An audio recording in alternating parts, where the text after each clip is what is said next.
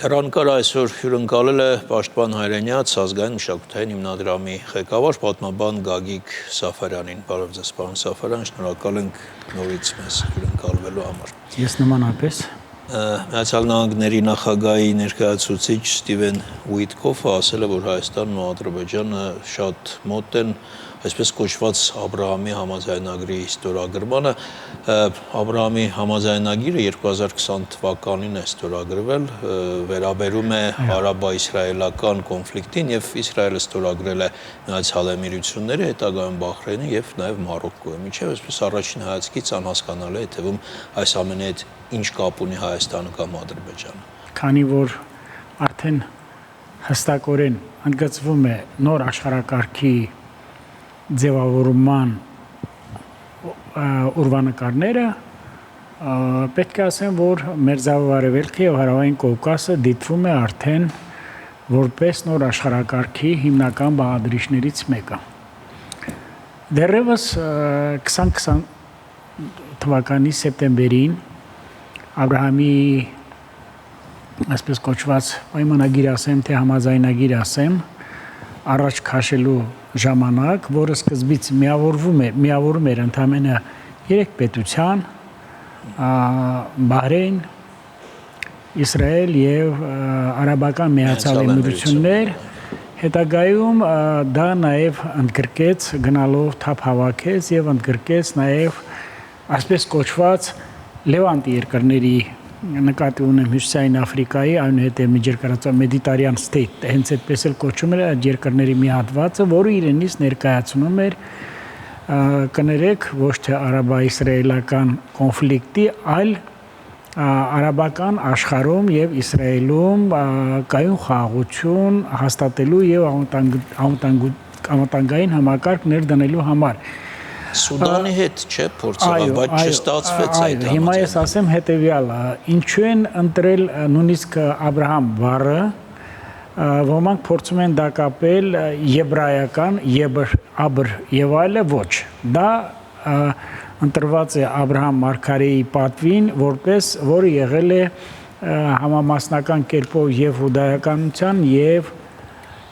իսլամի մարգարեն։ Փորձելով դրանով ուրեմն բերել երկու ժողովուրդներին մերձեցման եւ հատկապես ներկա ժամանակահատվածում, երբ կարծեք թե եւ Իսրայելի թիկունքին է կանգնած Միացյալ Նահանգները որպես հզոր ռազմավարական դաշնակից եւ նաեւ վերջին մի քանի օրերի Միացյալ Նահանգների նախագահի այցը տարածաշրջան արաբական աշխարհ թույլ է տալիս արդեն ասելու, որ կյանքի է կոչում այդ համաձայնագիրը։ Միացյալ Նահանգների նախագահի հատուկ բանագնաց խաղաղության եւ տարածաշրջանային անվտանգության հարցերով Ստիվեն Ուիտկոֆը վերջերս ուրեմն Բրեդ Թայմին տված իր հարցազրույցում Նյուզին տված իր հարցազրույցում հստակորեն ընդգծեց, որ այդ պայմանագրի մեջ պետք է ընդգրկվեն նաեւ Ադրբեջանը եւ Հայաստանը, ասելով, որ քանի որ մոտենում է խաղաղության պայմանագրի ստորագրման գործընթացը այդ երկու երկրների միջև, ապա չի բացառվում, որ հեռանկարում այդ պայմանագրի մեջ անդամ երկրների մեջ լինեն տեսնի նաև Հայաստանին եւ Ադրբեջանին։ Ինչ խոսք ասացի, որ ձևավորվում է նոր աշխարհակարգ, նույնիսկ ես կասեմ ավելի մեծ գլոբալ մարտահրավերներով, բայց ես պիտի ասեմ, որ այստեղ նաև մեկ հիմնական նպատակ կա Ռուսաստանի Դաշնության վերջնական մեկուսացումը տարածաշրջանից։ Որովհետև տեսեք, Իսրայելում Ռուսաստանի ազդեցությունը 0 է, բոլորս գիտենք 10 տարի առաջ փոխադարձ այցելություններ Իսրայելի վարչապետի Ռուսաստան նույն հակառակը տեսանք Պուտինի այցելություններ Արաբական Միացյալ Էմիրություն, Հորդանան, Թուրքիա, Սիրիայի մասին այլևս չեմ խոսում, Եգիպտոս, դարձյալ այլ երկրներ, այլևս չեմ խոսում Հարավային Կովկասի երկրների մասին, եւ պիտի ասեմ, որ աստիճանաբար Ռուսաստանը այստեղ մեկուսանում է եւ եթե Պուտինը հույս ուներ, որ Միացյալ Նահանգների նոր վարչակարգը հանձինս նախագահ Պուտինի կարող է հանդես գալ որպես միջնորդ հատկապես Ուկրաինա, Ռուսաստան այս բանակցություններում սակայն տեսնում ենք, որ Թրամփը բավականին խիստ է տրամադրված եւ այն պեսիմիստ քաղաքագետները, որոնք ասում են, որ դեռևս Թրամփի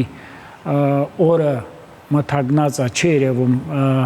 ինչպես ասում են, թունելի վերջում լույսը, ես պիտի ասեմ, որ արդեն Թրամփը կարծում հաջորդ հարցերի ժամանակ ես կանդրադառնամ եւ այստեղ Ռուսաստանը փորձում է դարձյալ Թուրքիային նորից օգտագործել իր չեզոք կեցվածքով փորձում է նորից օգտագործել այս բանակցություններին որպես, ինչպես ասում են, peace mediator, միջնորդ, այսպես է։ Ռուսաստանի Կովկասից մեկուսացման մասն եք ասում, բայց տեսեք, գոնե Հայաստանի վրա ազդեցությունը զերո չէ։ Հիմա պատրաստում են Սյունիքում հյուպատոսարան բացել ռուսները։ Ինչ խոսք դուք ճիշտ եք, ոչ միայն Սյունիքի հյուպատոսարանը, այլ ես առաջանցնեմ, Ռուսաստանը այլ ելք չունի, քան նաև սադրում է ամեն օր Ադրբեջանին, Հայաստանի դեմ, ուրեմն ավելի ուժեղացնելու լարվածության առումով, ռազմական բախումների առումով, ինչ խոսք ես պիտի ասեմ, որ նաև այս օրերին տեղի ունեցած Թիֆլիսում ոչ կիրթ առումով մեր ինչ են ասում, բեռնատարները, որոնք բարձած են կոնյակով, այստեղ կա նաև ռուսական հետք պարտադիր, քանի որ ես ինքս կապի մեջ եմ նաև Հայաստան Հանրապետության կառավարության որոշ անդամների, կոմպետենտ անդամների հետ, ես գիտեմ, որ այստեղ չի բացառում ռուսական ձեռագրի արկայությունը տակից փորելու եւ այո, գալով ոչ միայն ռուսական հյուպատոսության բացումը Սյունիքում, այլ նաև արտգործնախարարի մակարդակով այս պետք է լինի եւ այլը։ Պիտի ասեմ, որ գնացքը գնացել է եւ մենք պիտի շատ զգուշ լինենք։ Մենք պիտի շատ զգուշ լինենք բոլոր առումներով։ Այդ զգուշավորության քայլերից մեկը կարելի է համարել այն, որ Նիկոլ Փաշինյանը մի վերջո մեկնեց Մոսկվա։ Ես ինքս նախորդ շաբաթ մի քանի կայքերի եւ մի քանի ընկերությունների հեռուստատեսությամբ հարցազրույցներ եմ տվել եւ ասել եմ, որ Նիկոլ Փաշինյանին ոչ թե այլ ելք չէր մնում քան մեկնելը, այլ Նիկոլ Փաշինյանի Մոսկվա մեկնելը ես դրական եմ համարում։ Նախ երկու պահով, որ մենք մեր ընդդիմությունը օր առաջ վայնասուն կբարձրացներ, դա արգահատանք է մեր 300,000 զոհվածների շիրիմներին, դա չի գնահատում, դա եւս մի անգամ թուրքական ջրաղացին ջուր լցնել է։ Ես նկատում եմ վերջերս։ Բայց մյուս կողմից էլ ասում են այնտեղ զորահանդես են ընդունելու, շարքում կանգնած է լինելու նաեւ մեր վարչապետը, բայց անցնելու այնտեղ ադրբեջանական ստորաբաժանում եւ այլն։ Երևակայական գործողությունները բերել մտցնել ռազմավարական գործընկերության դաշտ, ես այդքան էլ մի քիչ հակված չեմ դրան։ Դե տեսեք, ասենք փոխադարձ եթե չասեմ հայ հյուրանքներ համենայն դեպս սառը արտահայտություններ Լուկաշենկոյի հետ, սակայն Լուկաշենկոյի կողքին նստել, նույնը նաեւ ասենք ուրիշ բան որ չլինի Արցախի դատարկումը, Արցախի հայաթափումը եւ սպիտակ գենոցիդը տեղի է ունեցել միայն Ռուսաստանի Դաշնության գործուն աջակցությամբ օգուտ Ադրբեջանի։ Եվ մեկնումից ընդհանրեն օրեր առաջ էլ Հալեն Սիմոնյանը մեղադրում էր ռուսներին Հայաստանի հանդեպ, հիշում եք, հիբրիդային պատերազմ վարելու մեջ։ Հիբրիդային պատերազմները առայժմ շարունակվում է, Հալեն Սիմոնյանը ճիշտ է ասել միանշանակ եւ այդ հիբրիդային պատերազմների ներքին բովանդակության մեջ ռուսական ինգրեդիենտը բաղկացուցիչ տարը շատ է։ Նաև այսպիսի տեսակետ կար, դե մի մասը կողմ էր, որ չգնար վարչապետը, մյուս մասը կողմ էր, որ գնար, բայց եթե գնար վերադառնալ ինչ-որ շոշափելի արդյունքով, ինչ-որ կարևոր բան բերեր Հայաստան, ինչ բերեց Նիկոլ Փաշինյանը այդ այցից հետո։ Համենայն դեպս ես չի ասի այդ ինչ մակարդակի լարվածության թուլացում էր, այն գլխից էլ Հայաստան Հանրապետության կառավարությունը եւ գերատեսչությունները հայտարարել են, որ կոմպետենտ գերատեսչությունները հայտարարել են, որ Հայաստանը վարում է դիվերսիֆիկացված, տարբերակված, այլընտրանքային արտաքին քաղաքականություն։ Եթե Նիկոլ Փաշինյանը մասնակցել է ֆաշիզմի դեմ տարած հաղթանակի 80-ամյա տոնակատարությունների Մոսկվայում, ապա 1-2 օր անց Արադ Միրզոյանը Լյուքսեմբուրգում հանդիպել է Եվ երկրի ղեկավարի հետ եւ Բրյուսելում այնուհետեւ կարծեմ 3 հանդիպել էր Կայա Կալասի հետ Եվրոմիության արտաքին հարաբերությունների հանձնաժողովի բարձր ներկայացուցիչի հետ եւ դարձյալ ստորագրել են խաղաղության ու անվտանգության համակարգերի հետ կապված մի շարք որոշումներ։ Դրան զուգահեռ Հայաստանի Հանրապետության պաշտպանության նախարար Պապիկյանը հանդիպում է ունեցել Միացյալ Թագավորության զինված ուժերի ղեկավարի հետ, այնուհետև Գերմանիայի Դաշնության պաշտպանության նախարարի հետ ստորագրել է մի շարք պայմանագրեր։ Ուզում եք ասել, մեր այդ արտաքին քաղաքականության դիվերսիֆիկացման հաջող օրինակներ են սրանք։ Պարտադիր։ Ես ինչու համար քիչ առաջ դուք ասեցիք Աբրահամի համաձայնագրի հետ կապված, դուք նաև քաշ գիտեք, որ Թրամփի ժամանումը Մերձավոր Արևելք եւ Արաբական աշխարհ, ես նկատի ունեմ Սաուդի Արաբիայի առաջին մեծ շրջագայությունն է, փաստորեն։ Առաջին մեծ շրջագայությունն է, ես նկատի ունեմ Սաուդի Արաբիայի եւ Կատար։ Դե տեսեք, 1.5 շուրջ 1.5 տրիլիոնի ներդրում Սաուդի Միացյալ Էմիրությունների կողմից Ամերիկայի Միացյալ Նահանգների տնտեսության մեջ Սաուդյան Արաբիայի հետ ավելի քան $600 միլիոն պայմանագիր տնտեսության, ռազմատեխնիկական ոլորտի, գազի խողովակների մեծ մատակարարման, այնուհետև ռազմական պայմանագիր պաշտպանական ոլորտի $160 միլիարդ, այնուհետև Կատարի կողմից ավելի քան 120 Boeing-ների գնում։ Սա մի պիտի ասեմ, եթե չասեմ հրաշք,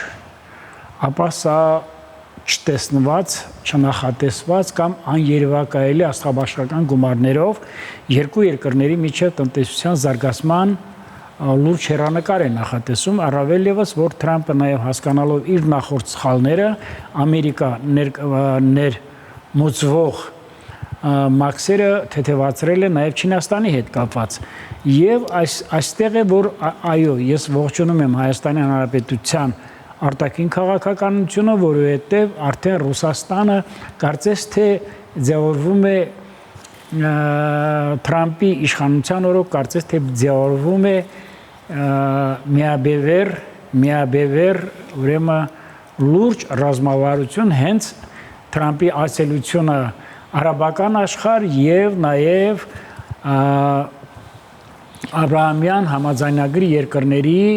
ցանկի ընդլայնումը։ Առավել ևս, որ Իրանի հետ էլ կարծեմ արդեն Թրամփը հայտարարել է, որ մոտ ենք համաձայնության, որովհետև Իրանը շատ ժամանակ չունելու այս բանը, բայց գիտեք, որ ստորագրվել է այդ պայմանագիրը, հատկապես չգիտեմ ինչ մակարդակով, այսպես է կոչում non-pro-life Ռեշան, չէ, այդ միջուկային զենքի չտարազման, դա գիտեք դա ամենամեծ պայմանագիրն է։ Պարոն Սաֆարյան, ամեն դեպքում դեռ դա փաստ չէ, որ կստորագրվի, եւ Թրամփն է ասել եւ իրանական կողմը հավաստիացրել է, որ մոտ են կարծես պայմանագրի ստորագրմանը։ Ես ուզում եմ հարցնել այսպեսով Միացյալ Նահանգները իր կարևոր դաշնակցին Իսրայելին չի նեղացնի եւ մյուս կողմից արդյոք դրանով չէ պայմանավորված, որ Նեթանյահուի այդ նախատեսված հնգօրյա այցը Բաքու չեղարկվեց։ Այստեղ այլ խնդիր կա, չի բացառվում նաև սեպարատ բանակցությունները Ադրբեջան-Իրան, չի բացառվում նաև, եթե դուք ասում եք Թրամփի նեղացնելու, Նեթանյահուի նեղացնելու հետ կապված, ես պիտի ասեմ, որ միջպետական հարաբերություններում սա կարծեք եթե տեսանելի էլի, ապա բովանդակային առումով այդպիսի բան լինել չի կարող։ Առավել ևս, որ այսօր Թուրքիայի դերն է բավականին այսպես ասած նշանակալից դառնում, բոլորս գիտենք, որ Սիրիայի նոր կառավարության ցանկությամբ ասեմ, հորդորով ասեմ, ստեղծվում է շուրջ 300,000-անոց նոր սիրիական բանակ, որտեղ ամենամեծ մասնակցությունը ունենալու է թուրքական, այսպես ասած, կամ պաշտպանական ռազմական գերատեսչությունը, դե գիտեք, դա ինքնին արդեն ՆԱՏՕ է։ Այնպես որ լուրջ զարգացումներ է սպասում եւ այս աշխարհաքաղաքական նոր ձևավորվող համակարգի մեջ սա միաբևեռ է եւ այստեղ Ամերիկայի Միացյալ Նահանգների ոչ միայն ազդեցությունը, այլ ներգործություն մասնակցությունը աներկբա է եւ այլընտրանքից դուրս։ Ես վերադառնալով զրույցի սկզբին այդ Աբրահամի համաձայնագրին Ստիվեն Ուիտկոֆը նաև հետևյալն էր ասել, ուզում եմ մեջբերել այդ նախադասությունը, մենք շատ մոտ ենք գտնվում հակամարտության վերջնական կարգավորմանը, խոսքը հայ-ադրբեջանական հակամարտության մասին, այստեղ տեսեք չի նշվում, մենք մոտ ենք գտնվում հակամարտության կարգավորմանը, հատուկ ընդգծված նշվում է շատ մոտ ենք գտնվում վերջնական կարգավորմանը, այսինքն ավելի ծանրակշիռ խոսույթ է այստեղ, չէ, բայց մյուս կողմից կարծես թե ինչ-որ բան չի ուշում այդ մասին, Ադրբեջանի գործողությունները, այս անընդհատ պահվող լարվածությունը։ Հիմա սպասվում է նաև Հայաստանի և Ադրբեջանի արտաքին գործոս նախարարների փոխադարձ այցելություններ Բաքու և Երևան, Բայրամովի այցը Երևան և Միրզոյանի այցը և հակառակը։ Բացի դրանից այստեղ ուրիշ բան է կատարվում։ Միացյալ Նահանգների արտաքին քաղաքականության, գործուն արտաքին քաղաքականության արդյունքում Հարավային Կովկասում, ինչու՞ չի նաև Եվրամիության, հատկապես Ֆրանսիայի և Գերմանիայի, նաև Միացյալ Թագավորության ավելի ազդու քաղաքականության արդյունքում Հարավային Կովկասում արդեն հստակ երևում է, որ Ռուսաստանի Դաշնության գործիքակազմը կայուն խաղաղության հաստատման առումով տարածաշրջանում մեղմ ասած կառուցողական չէ, կոնստրուկտիվ չէ, ինչու։ Բոլորս գիտենք մի քանի տարվա ընթացքում այն սադրակները կամ այն զենքի մատակարարումը եւ այլը, որը տեղի է ունեցել Ռուսաստանի Դաշնության կողմից, որը մեղմ ասած ամենայն դեպս ռազմավարական գործընկերոջ հանդեպ մեղմ ասած անընդունելի է եւ սա թույլ է տալիս Ամերիկայի Միացյալ Նահանգներին ավելի ամրապնդելու եւ հզորացնելու տարածաշրջանում իր ազդեցությունը, որն էլ նաեւ կարող է ոչ միայն Ստիվեն Ուիտկոֆը, այնուհետեւ նաեւ կարող է դա ասել նաեւ ուրեմն որը պետք է նպաստի կարող է նաեւ ասել հասկանալի է պետքարտուղարը, որ կարող են նաեւ նույնիսկ նրանք ոչ միայն ասել մենք մոտ ենք, այլ կարող են ասեն, որ մենք այսինչ օրը կարող ենք Ես նկատի ունեի, որ այդ ձեր թվարկածից բացի նորից Ադրբեջանը մեղադրում է հայկական կողմի նոր սապատեգատություն տարածում, երկու օր առաջ Խնածախի վրա նորից գրակոծներ են եղել, դա նաև նկատի ունեի, որ չի երևում որևէ տեսեք, այս սադրանքները, քանի դեռ չկա հստակ ստորագրված պայմանագիր եւ քաղաքական հռետորաբանության Ստոկվորդի բառամթերքի մեջ եւ տարբեր ձևաչափերում նաեւ սահմանային վեճեր լոկալ բնույթի չի բացառում է զինված լոկալ բնույթի եմ ես ասում շատ աննշան սա չի բացառվում բոլորս գիտենք որ Ադրբեջանի կառուցողական քաղաքականությունը միֆ է տարածաշրջանում կայուն խաղաղության հաստատման համար Եվ վերջերս էլ ես պիտի ասեմ մի շատ վտանգավոր բան եմ ես նկատել սահմանազատման եւ սահմանանշման աշխատանքները կարծես թե փորձում է Ադրբեջանը տանել այն ուղիով եւ առայժմ իրեն հաջողվել է փորձում է տանել այն ուղիով որ ինքը փորձում է առավելագույնը փոկել Հայաստանի Հանրապետությունից Շնորհակալություն Պարոն Սաֆարյան այսքանը հարգելի հեռուստադիտողներ մեր հյուրն էր պատմաբան Գագիկ Սաֆարյանը